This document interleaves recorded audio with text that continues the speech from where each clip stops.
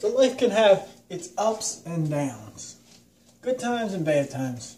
Sometimes it can feel like it's going so well, and then all of a sudden the bottom falls out. Frank Sinatra wrote a song, Frank Sinatra's song that he sang was "It's Life." That's life. And in his song, he talks about rising high, being high in April and being shot down in May. And life can be, one minute you can just be going through great things, and then all of a sudden, just things just fall apart. And here Jesus is Palm Sunday. As Jesus is going into the Mount of Olives, he's going through the Mount of Olives, and he's going into Jerusalem, and everything is going great. And they are praising him. They're saying, Hosanna in the highest. And Hosanna means praise or adoration. And they're praising Jesus. They're taking their tunics off, which is your outerwear, and they're throwing it on the ground, and they're waving palms around. And they are also just throwing the palms before him as a king. And Hosanna in the highest, Hosanna in the highest, as he comes through on a donkey. And he gets into Jerusalem. And things start to change when he gets into Jerusalem. He gets into Jerusalem. This is in Matthew's Gospel, as we read. In Matthew, Luke, and Mark's Gospel is the same. The straw that breaks the camel's back with Jesus in his ministry, that gets the Jews to say, I finally had enough with Jesus. The straw that breaks the camel's back is when Jesus goes into the temple. So he goes from Palm Sunday, of being praised, Hosanna in the highest, to going into the temple and flipping the tables over in anger, flipping them over, and saying, this is God's house. How dare you be merchants in God's house? And then Jewish had enough with him. They take him in, they look for Judas, but they know that they have to get Pontius Pilate, and here we are in our text, they have to get Pontius Pilate to approve of this. And Pontius Pilate, he don't want nothing to do with having Jesus being crucified. And even his wife said to him, this is a holy man. You can't crucify him. Pontius Pilate didn't want to do it, so he came up and he says, I got to do something here. And he comes up and says, Barabbas. I'll see if we'll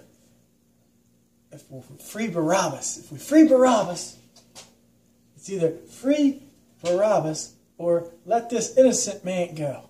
Who are they going to criminalize? The true criminal of Barabbas or the innocent man Jesus? So this was Pontius Pilate's idea. He had a good idea.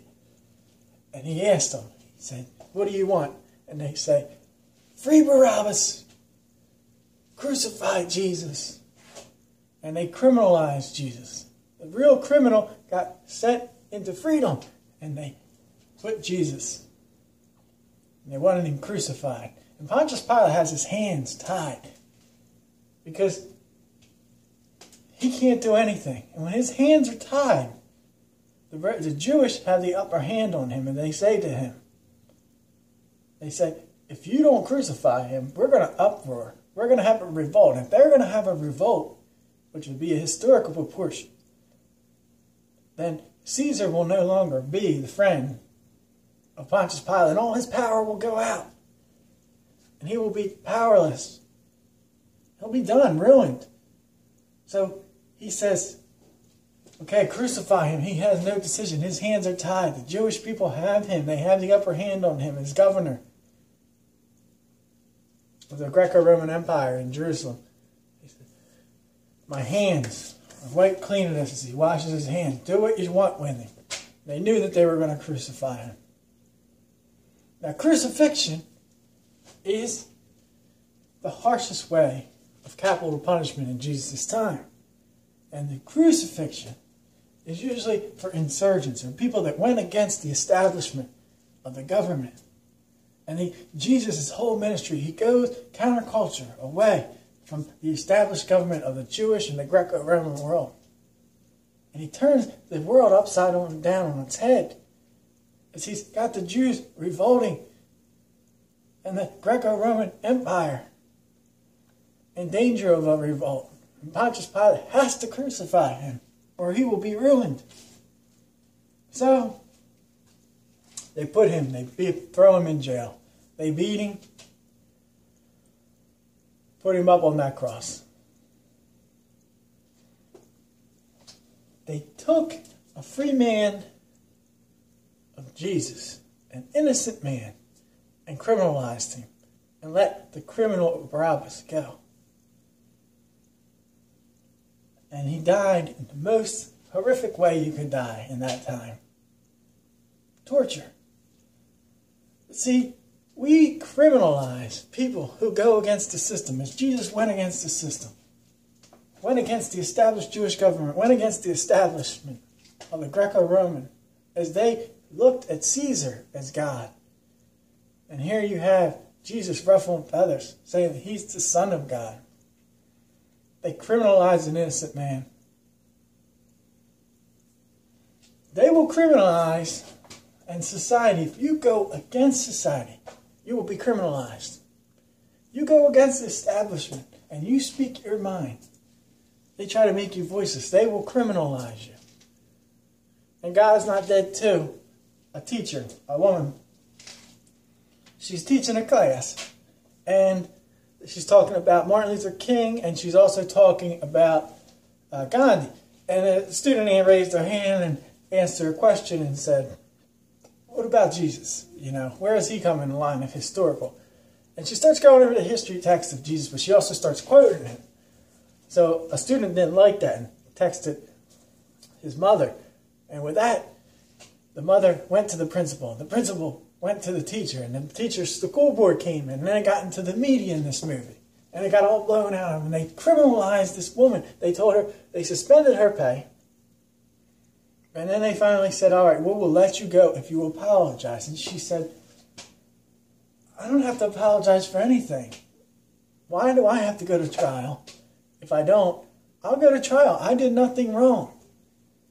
So they criminalized her. And she stood up for what she believed, where she was not teaching about Jesus Christ in a public school. She was just going over the historical facts, and she knows she didn't do anything wrong, but they criminalized this woman in the movie. Not only did they criminalize her, they criminalized the lawyer that counseled her. But this is what happens when you go against the establishment. Things that are put in place, they will criticize and criminalize you. Some of the top theologians in the 20th century were all criminalized. And I'll give you names. Martin Luther King, criminalized. J. Edgar Hoover tried to do everything he could to make Martin Luther King voiceless. And because King went for civil rights in the South, it was going against the establishment. And when he spoke out against the Vietnam War, they criminalized him. And on that day, in 1968, they shot him as he was at a labor union in Memphis, Tennessee. They shot him down, and they criminalized an innocent man.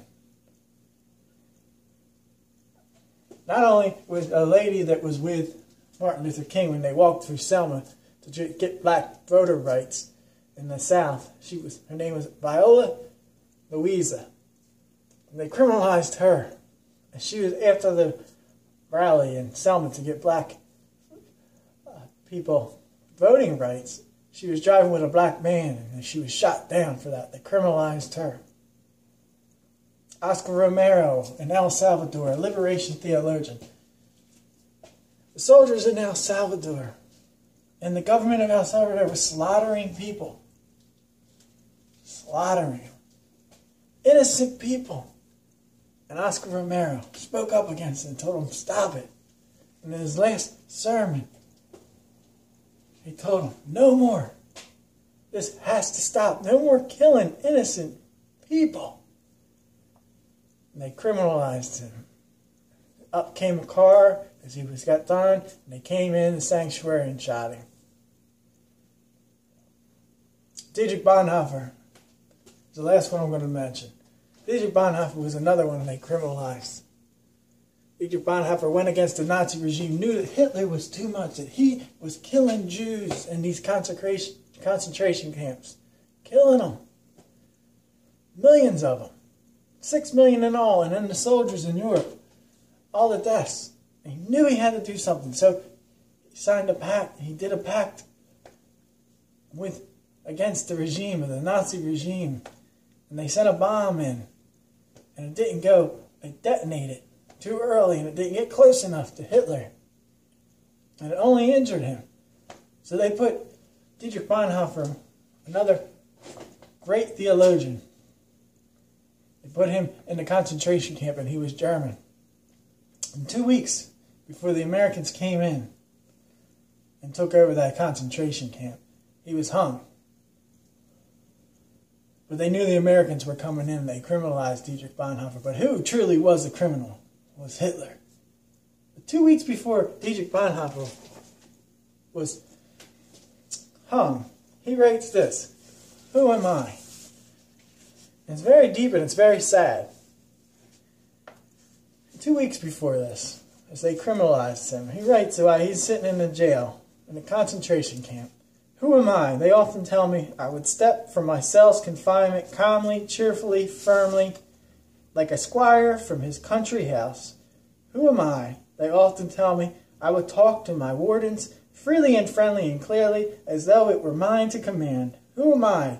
They often tell me I would bear the days of misfortune equably, smilingly, proudly, like one accustomed to win.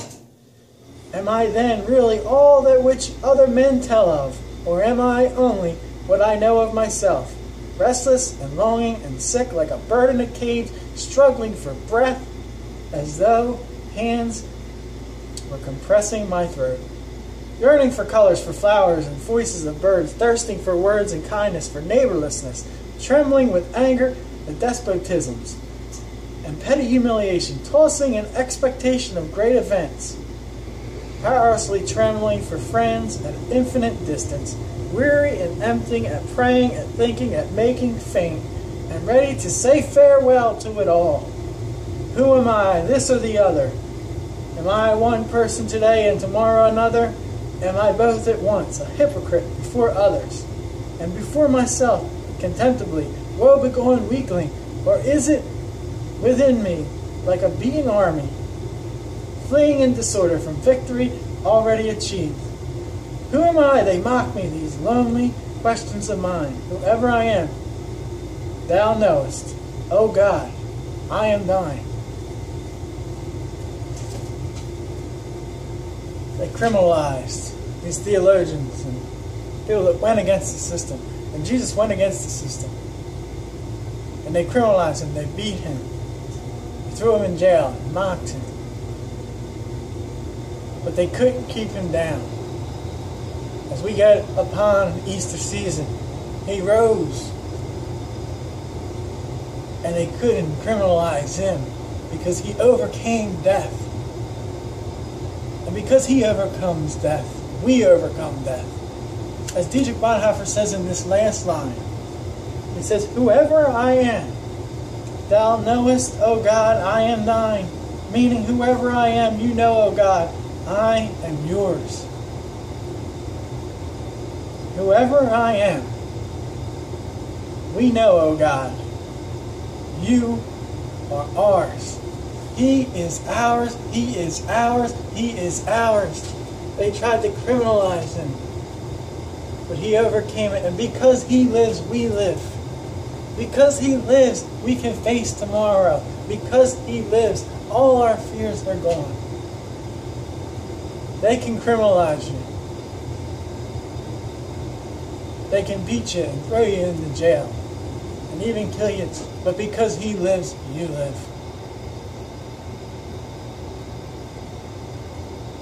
There is victory in Jesus. He is ours, he is ours, he is ours.